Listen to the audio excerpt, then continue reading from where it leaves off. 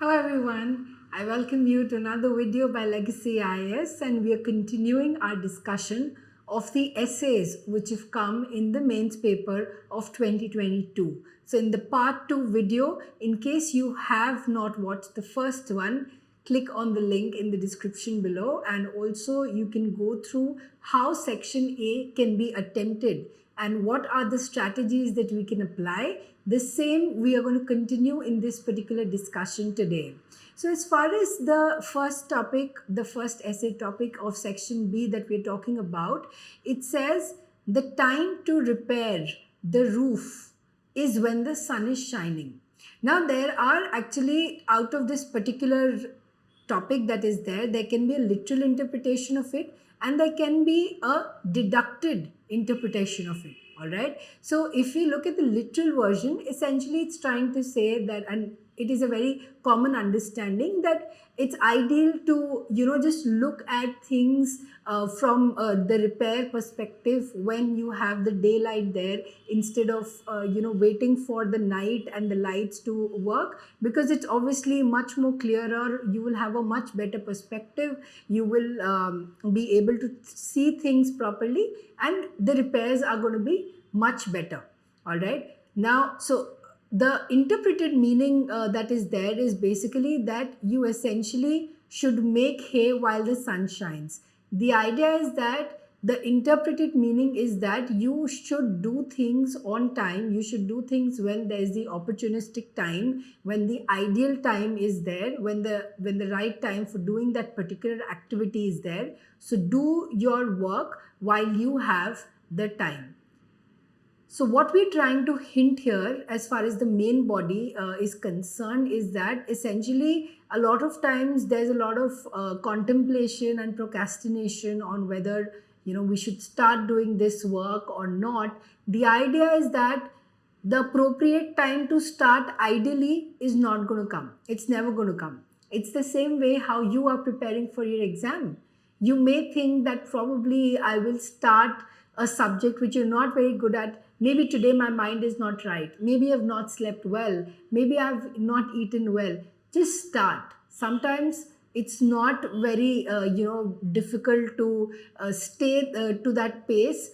If you just start on the right time, of course it's going to be even better than wasting and waiting for the opportune time. All right. It also kind of replicates when sometimes people are trying to get fitter, okay, or just trying to develop any habit. There can be multifaceted use cases as far as this particular entire discussion is concerned. So here we're trying to highlight the point that for the ideal work to come, for the ideal time to come, we essentially should be starting to work also in that direction. So essentially time and tide are not going to wait for anyone. All right. So there are several advantages also if you do things, when there is the appropriate time for it. Okay. A stitch in time saves nine is another proverb which kind of indicates the same. All of this helps us in bringing efficiency in work. It also shows that you respect people's times, and you respect the amount of effort that the others are also bringing into your work, and towards the end it helps you bring in a lot of success. Okay, so to conclude, we can obviously talk about how we should be making most of the time that we have. It can start with making a list of the to-do things and a proper structure through which we basically have to execute those plans. Okay, we can try to divide them into small parts and achieve it one after the other. You can replicate it to your own scenario at this point of time, how you're trying to achieve small milestones here. And of course, timely action helps us a lot when we especially are talking of issues like disaster management, agriculture, which is affecting the economy, the livelihood of people, and how, let's say in India's case, we need to capitalize on the demographic dividend that we have at the day. So while the entire world is not having a very suitable democracy, not a very young, energetic, talented democracy, if we have that advantage, we might as well make use of it till the sun is shining, till the situation is there in our favor. So you can use multiple examples to support your argument. Try to get clarity on the topic. Whenever you start writing, you should have a structure in place in mind. So it's always advisable to have a rough work before you start, to just pen down your points. So it's also very important to structure your content. It has to be in a certain flow. So that's how we can address the first topic. Now, as far as the second is concerned, it again has a bit of a literal meaning, but also a much deeper deduced meaning. Okay, the topic says that you cannot step into the same river twice. Now, the reference points here are, of course, river and say man. Okay, so just as nothing in this world is same, neither is the river the same, nor is the man. So essentially, we are trying to say that things are never the same, especially when you revisit them as well.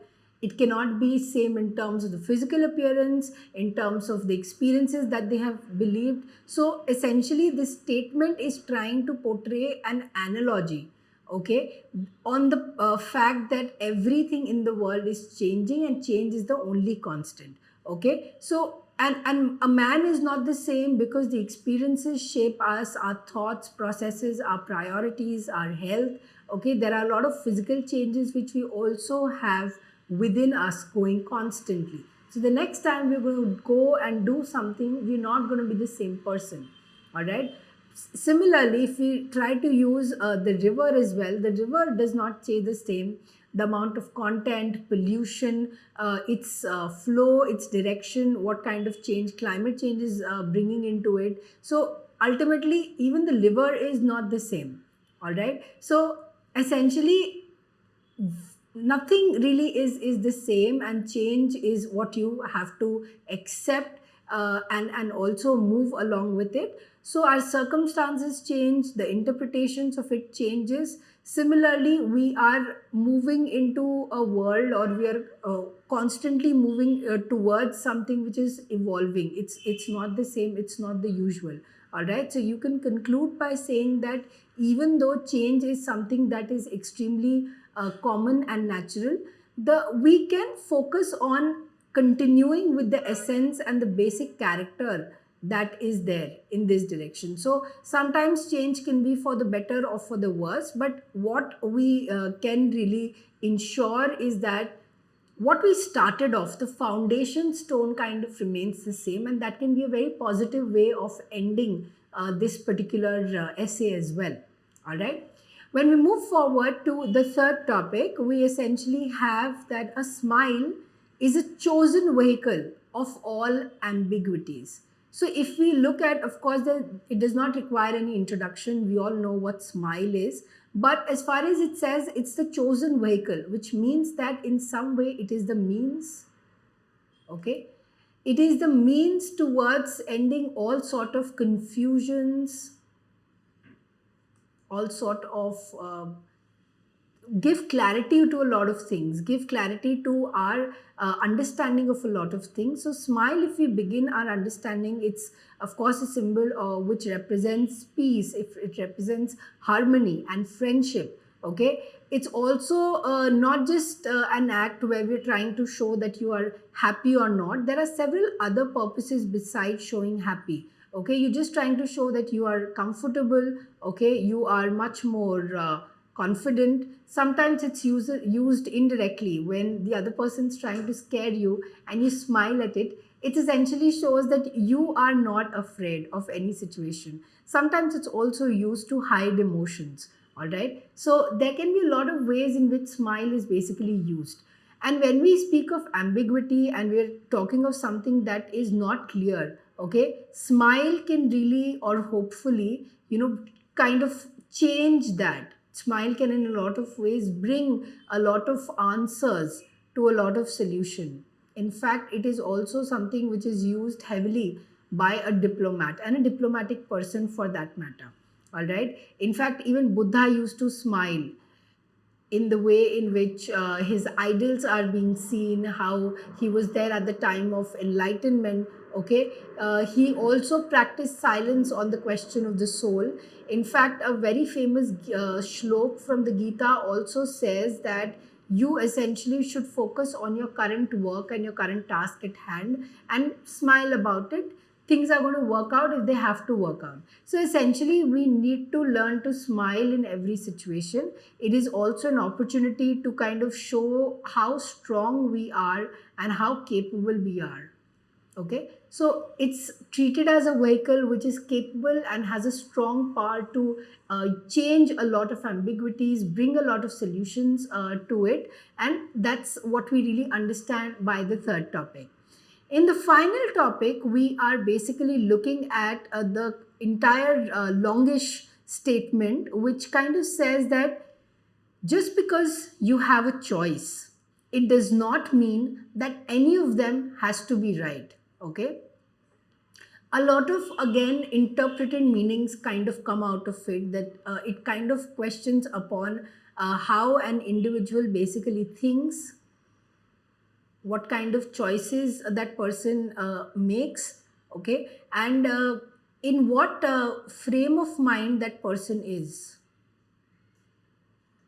Because if he's not making, because if none of his choices have to be right, then probably either that person is completely wrong in making these choices or even having these choices in the first place, or he's just choosing a choice which is better than the rest.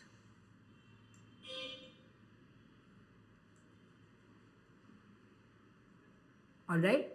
Now, if we're looking at each of these situations, we are essentially talking about the fact that the life is all about the different choices. Some we're very happy about that we took them. Some we deeply, sometimes even regret. In either case, in the end, that was the choice you made, and it doesn't matter how it was to make it. Okay, sometimes it's the end which matters much more than the means, and the message that we're trying to give out is here out here is that we really are what we choose to be.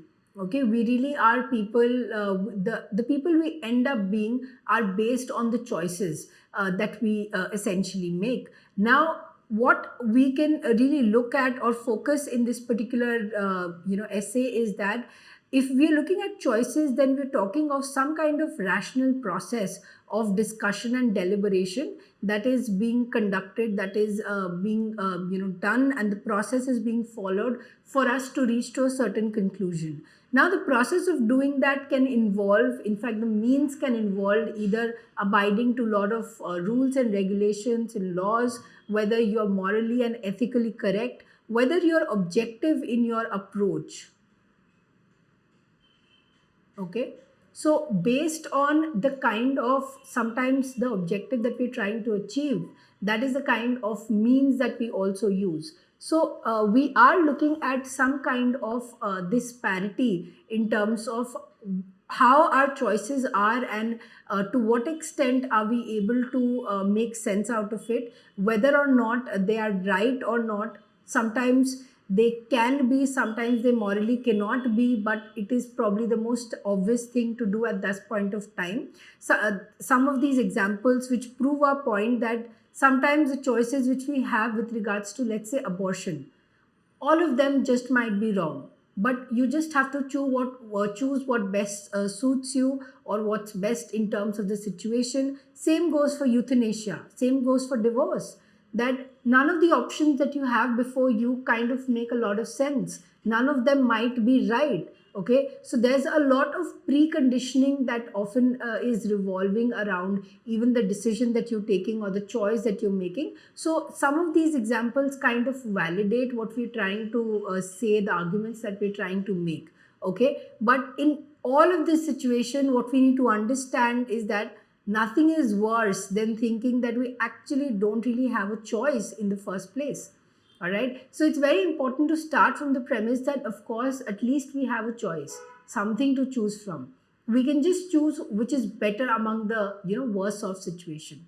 All right, so that's how we the idea here is that you need to kind of make sense of what the entire topic is, what all examples in day-to-day life that you experience with that can be incorporated here. How do you end on a much more positive note? Why? How you trying to create more balanced approaches? Your perspectives is what is going to reflect in that particular essay, and is going to be a major, important event in terms of turning your rank, especially after the mains. So pay a lot of attention to the essay. It can be very very scoring as well for a lot of people. So I wish you all the best for the next year when you're appearing, and hope you enjoy writing essays.